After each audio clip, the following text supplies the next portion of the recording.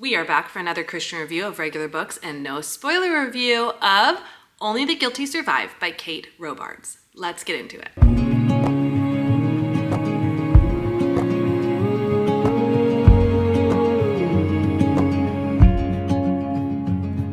As always, if you've never seen one of these videos before, here's what you can expect. First, I do our regular review, my own personal opinion, star rating, etc. And then I give a Christian review where I go over basic pieces of a book that may or may not have a fellow believer or, frankly, anyone wanting to read it. At the very end, I also give my age range. Also, don't forget to like, subscribe, and hit the bell so you can stay up to date on all of these Christian reviews of regular books, as well as our Journey We Share podcast. You can also find anything you need to stay in contact with me down in the description box below, or continue the conversation by emailing us at hello@trokia.org. But let's go ahead and get into my regular review. Only the Guilty Survive was yet another arc that I had gotten early in my arc reader journey, and I was so excited to read this.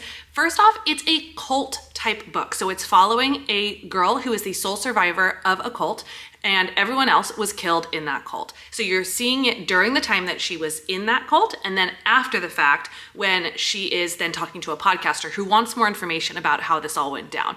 I think the dual timelines and the dual points of view were so interesting and kept me engaged the entire time. On top of that, I really don't read that many books that deal with cults, and I loved it. Like, I wanted to know more. I wanted to know all about it. I loved the psychology of it. I loved the information about it. I was engaged from start to finish.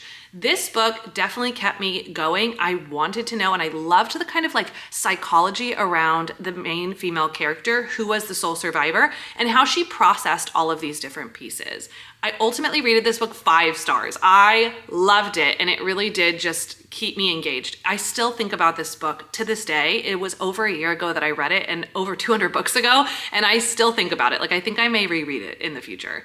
Now let's go ahead and get into my Christian review. The first category I always love to touch on is smut or spice because it's popular, and there really isn't anything. There's a few fade to black moments or explanations that help you understand the relational dynamics. However, there is nothing explicitly stated, so that's a win.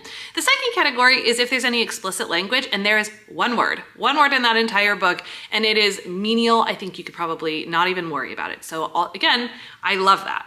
The last category is violence or gore, and there is some violence that is described, and it's not extreme, but it exists, especially because we're talking about an entire cult that is killed. So you do get some description of how they are killed, but it's not inherently gory. And ultimately, I think it's a really clean thriller to read and still enjoy the suspense and the interest and the intrigue and the psychological aspects without necessarily having something that you have to skip around or you feel uncomfortable by. I really think this book is probably appropriate for anyone ages 16 and up. More than anything, I think the cult aspect just needs a teeny tiny bit more maturity, but it doesn't have anything super explicit or inappropriate in it. So if you wanted to do it for your kid as young as 14, I think that would be fine. As always, you can see everything that I'm reading and rating in real time by following me on Goodreads. You can also find me on Instagram, TikTok, and I have my own YouTube channel. You can find everything you need to stay in contact with me down below in the description box. Also, just a reminder, we don't want to end the conversation here. You can leave us a comment down below, let me know what you would like me to read and review next, or send us an email at hello@trokia.org. Cannot wait to see you on the next one.